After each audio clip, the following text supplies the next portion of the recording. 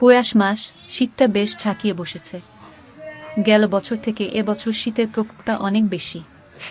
কম্বল মোড়া দিয়ে আমি ঘুমাচ্ছিলাম। হঠাৎ মা এসে ঘুম থেকে ডেকে তোলে। আমি বিরক্তি নিয়ে আড়মোড়া দিয়ে কম্বলের নিচ থেকে মুখখানা বের করে তাকাই মার দিকে। আমার হাতে ফোনখানা ধরিয়ে দিয়ে রুম থেকে চলে যান। আমি হ্যালো বলতে ও প্রান্ত থেকে তার মেজ খালার কণ্ঠস্বর শুনতে পেলাম। হ্যালো আসিফ। জি খালা, আসিফ বলছি। সুমাইয়া সুমাইয়া। বাবা আসিফ, খবরের কাগজে দেখতে পেলাম তোর ইউনিভার্সিটি বন্ধ।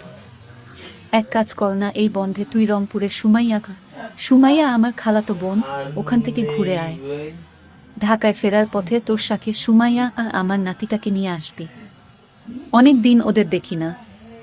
কটা দিন থেকে যাবে ঢাকায় আমাদের সাথে। আমি একটু চিন্তা করে। ঠিক আছে খালা, আমি যাব। কবে যেতে হবে? তোর সুবিধা মতো 2-3 দিন মধ্যে গেলেই চলবে। ঠিক আছে খালা, তুমি কোনো চিন্তা করো না। আমি কাল পরশু রওনা হয়ে যাব রংপুর। তুমি সুমাইয়া আপুকে বলে দেও আসছি। ফোনটা রেখে আসিফ বাথরুমের দিকে হাঁটা দেয় ফ্রেশ হবে বলে। ঢাকা বিশ্ববিদ্যালয়ের ফিন্যান্স বিষয়ে অনার্স পড়ছে আসিফ। আসিফের তেমন কোনো ব্যস্ততা নেই পড়াশোনার চাপ। তার উপর ঢাকা ইউনিভার্সিটি অনির্দিষ্টকালের জন্য বন্ধ ঘোষণা করেছে রোকেয়া হলের এক ঘটনাকে কেন্দ্র করে। সারাদিন বাসায় ঘুমিয়ে অলস সময় কাটছে তার।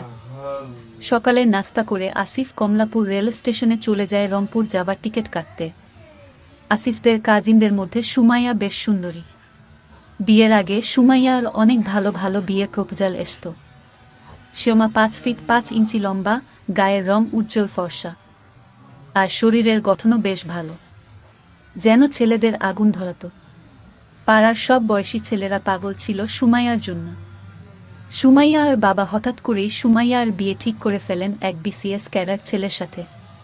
পাত্রের বয়স একটু বেশি, 36, আর সুমাইয়া 22 বছরের পরিপক্ক এক রমণী। 14 বছরের গ্যাপ খুব একটা বড় সমস্যা হয়ে দাঁড়াল না সুমাইয়ার পরিবারের কাছে। কিন্তু সুমাইয়ারও ওই বিয়েতে একদম মতো ছিল না। ভাগ্য নাকি নিয়তি, সুমাইয়ার বিয়ে হয়ে যায় সেই বিসিএস ক্যাডার ছেলের সাথে। সুমাইয়ার হাজব্যান্ড মুনির সাহেব খুব ভালো মানুষ। মুনির সাহেব এখন রংপুর জেলার জেলা প্রশাসকের দায়িত্বে আছেন।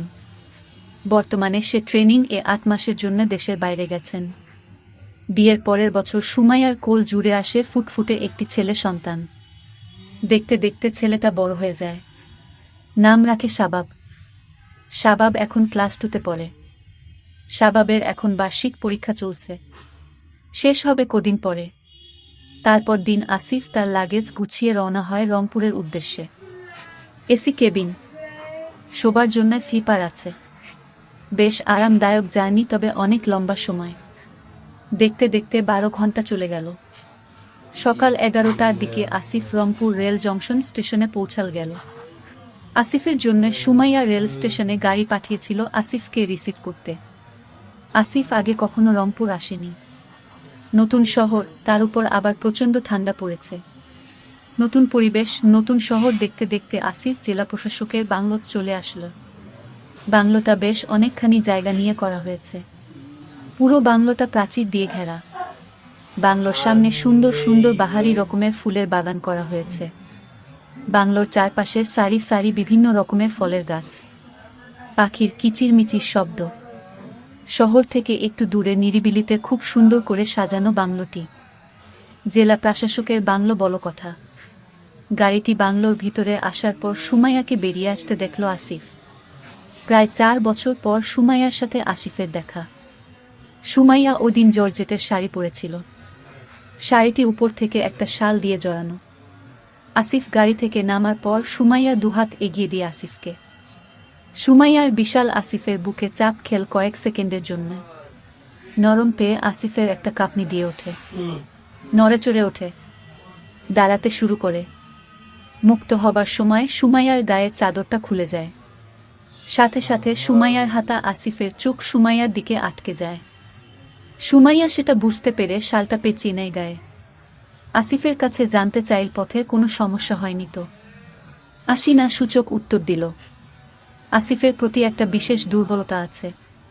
পেয়ে আসিফের মনটা চলে যায় সুমাইয়ার দিকে। দৃষ্টিতে সে সুমাইয়াকে অবলোকন করতে থাকে। সোমা আসিফকে পুরো বাংলোটি ঘুরিয়ে দেখাতে থাকে। বাংলোটা 3 তালা। নিচে তালায় ড্রয়িং, ডাইনিং আর কিচেন রুম আছে। দোতলায় মাস্টার বেডরুম ও আরও 3টি রুম আছে।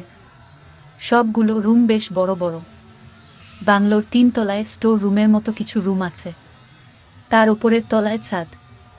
পুরো বাংলোটি খুব সুন্দর পরিপাটি করে গুছানো। সুমাইয়া আসিফকে পুরো বাংলোটি ঘুরিয়ে দেখাল। তারপর দোতায় একটি রুম দেখিয়ে আসিফকে ফ্রেশ হতে বলল।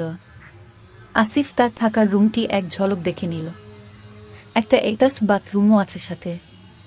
রুমে একটা কিং সাইজ খাট, তার পাশে আলমিরা ও ছোট একটা টেবিল। আসিফের বেশ পছন্দ হলো নিজের রুমটি। দুপুরের খাবার দেয়া হয়েছে। আসিফকে নিচ তালায় খেতে ডাকে সুমাইয়া। সুমাইয়া দুপুরের শাওয়ার নেয়ার পর কাপড় চেঞ্জ করে হালকা গোলাপি রঙের মেক্সি পরেছে। চুলগুলো তখনও ভেজা। মেক্সির ভেতর থেকে তার অস্তিত্ব জানান দিচ্ছিল। সুমাইয়াকে বেশ আকর্ষণীয় দেখাচ্ছিল। সুমাইয়াকে আগের থেকেও আরও সুন্দর লাগছিল আসিফের।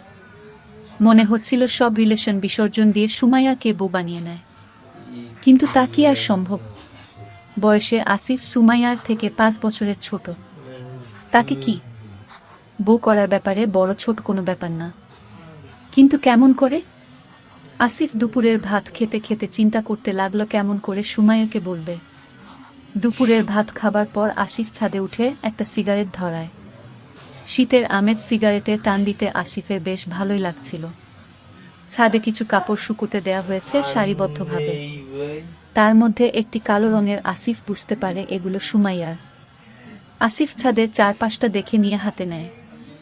কাপ দুটি বিশাল। আসিফ অনুমান করার চেষ্টা করে সুমাইয়ার কত বড় হতে পারে। সকালে সে পেয়েছিল। নাকের কাছে নিয়ে সুমাইয়ার গন্ধ খুঁজতে থাকে আসিফ। পাশে একটা হ্যান্ডব্যাগ দেখতে পায়। 100% কটন। এক ধরনের ফ্যান্টাসি কাজ করতে থাকে তার মধ্যে। সেমি ট্রান্সপারেন্ট, একই সাথে স্টাইলিশ। পরলে সুমাইয়াকে না জানি কতটা সুন্দরী লাগে।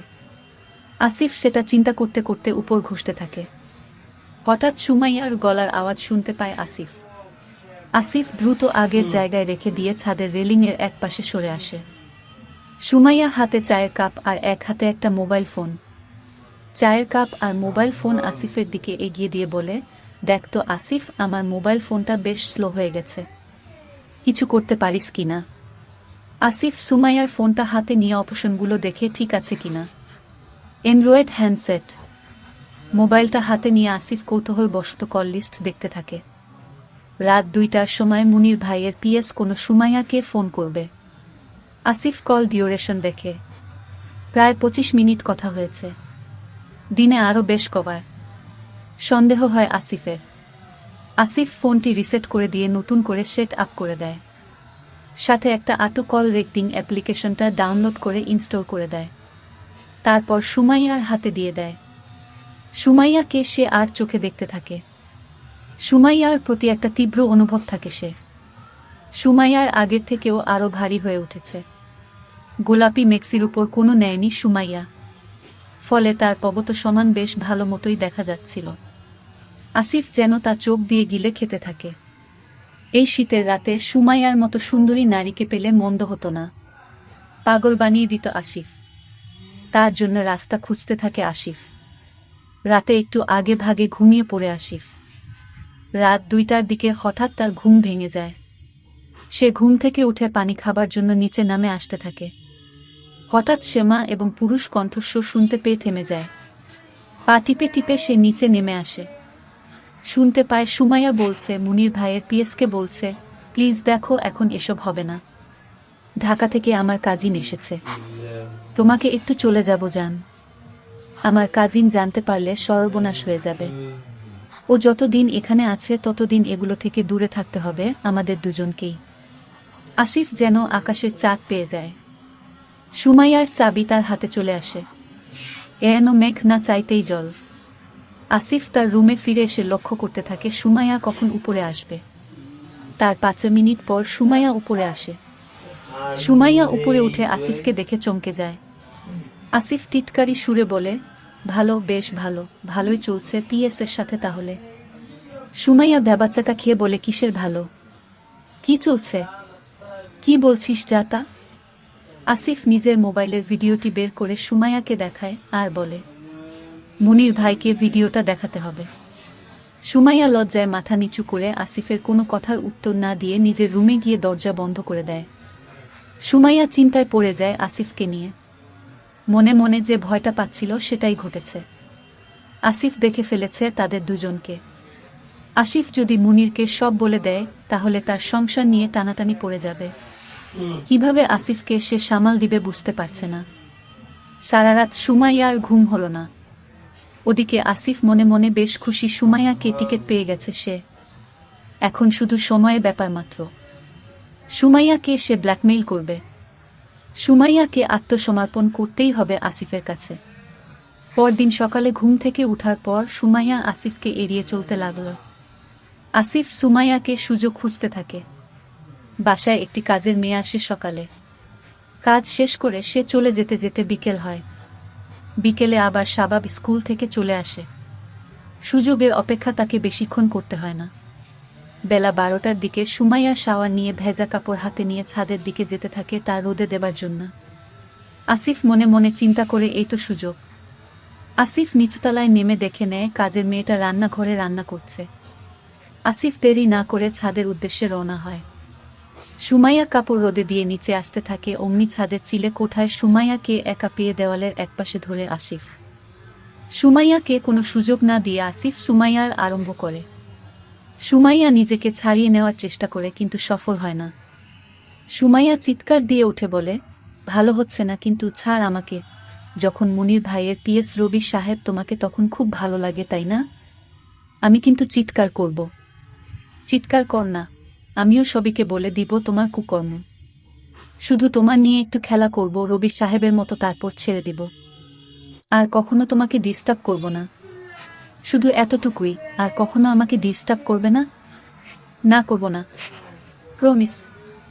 আসিফ সুমাইয়াকে দেওয়ালে ঠেস দিয়ে ধরে। আসিফ সুমাইয়ার খুব কাছে এসে সুমাইয়ারও চোখের ওপর চোখ রাখে। সুমাইয়া ও আসিফের আই কন্ট্রাক্ট হয়। সুমাইয়া আসিফের চোখে চোখ রাখতেই হায়ানার ক্ষুধার্ত চেহারার প্রতিচ্ছবি দেখতে পায়, যেন তাকে চোখ দিয়ে আসিফ। সুমাইয়ার অসহায় চোখ দুটির দিকে তাকিয়ে আসিফের একটু করুণা হলো না। সুমাইয়া আসিফের চোখ থেকে নিজের দৃষ্টি সরিয়ে নেয়, মুখটা নিচু করে অন্যদিকে ঘুরিয়ে নেয়। আসিফ দুহাত দিয়ে সুমাইয়ার আসিফের দুই হাত সুমাইয়ার বিশাল কিন্তু পারে না। তার হাতের পাঞ্জার থেকেও সুমাইয়ার বেশ বড়। আসিফের হাতের আঙ্গুলগুলো যেন পারদর্শী। তারপর জনে জনে সবাইকে জানাবো, তখন তোর সংসার কেমন করে টিকে সেটা আমিও দেখব। আমি যদি দেই তার কি গ্যারান্টি আছে? তারপরও তুমি আমার হাজব্যান্ডকে বলবে না? এই তো সুমাইয়া লাইনে আসছে। আমি তোমার পেলে কাউকে কিছুই বলবো না। তবে তবে কি? শুধু তোমার হাজব্যান্ডকে জানাবো। মানে? ক্রোধ আর রাগান্বিত কণ্ঠে সুমাইয়া জানাতে চাইল, মানে খুব সোজা, আমি যতদিন রংপুর আছি ততদিন আমি তোমাকে। এমনটি। আসিফের থাপ্পড় খেয়ে সুমাইয়ার মাথায় চক্কর খেল। আসিফের কথাগুলো যেন তার থেকেও বেশি তাকে তেজ করে দিল। সুমাইয়া ফাটা মতো চুপসে যেতে থাকল। আসিফ সুমাইয়ার সবচেয়ে দুর্বল জায়গাটার মধ্যে ছুরি দিয়ে আঘাত করল। সুমাইয়া মনে মনে ভাবল, আজ এই জঘন্য কাজটা তাকে করতে হবে শুধু তার ভুলের কারণে। রবির সাথে তার সম্পর্ক তা আসিফ জানে এবং তার হাতে প্রমাণও আছে। আসিফ তাকে ব্ল্যাকমেইল করছে। সুমাইয়া বুঝতে পারল সুমাইয়া হাতে আর কোনো পথ খোলা নেই, নিজেকে আসিফের কাছে বলিদান করা ছাড়া। আসিফ হায়ানার মতো তার চুপ করে অসাড় দেহে সিঁড়িতেই দাঁড়িয়ে রইল সুমাইয়া। আসিফের সুমাইয়ার মনের ভাষা বুঝে নিতে দেরি হলো না। আসিফ ছাদের সিঁড়ির উপরিভাগে নিয়ে সুমাইয়াকে দাঁড়া করালো। ছাদের সিঁড়ির ঘরের দরজাটা খোলা থাকার সুবাদে দিনের আলোতে সুমাইয়াকে সে ভালোমতো দেখতে পাচ্ছিল। শ্যামা গা নীল রং, তার মধ্যে ছোট ছোট গোলাপ ফুল আঁকা প্রিন্টের পড়েছে। আসিফ সেটা খেয়াল করে মনে মনে ভাবল, এই মেক্সির ভেতরে আছে আরও সুন্দর একটি তাজা গোলাপ। ভ্রমর হয়ে সে সুমাইয়ার মিষ্টি সুবাস নিবে আর মধু আরোহণ করবে।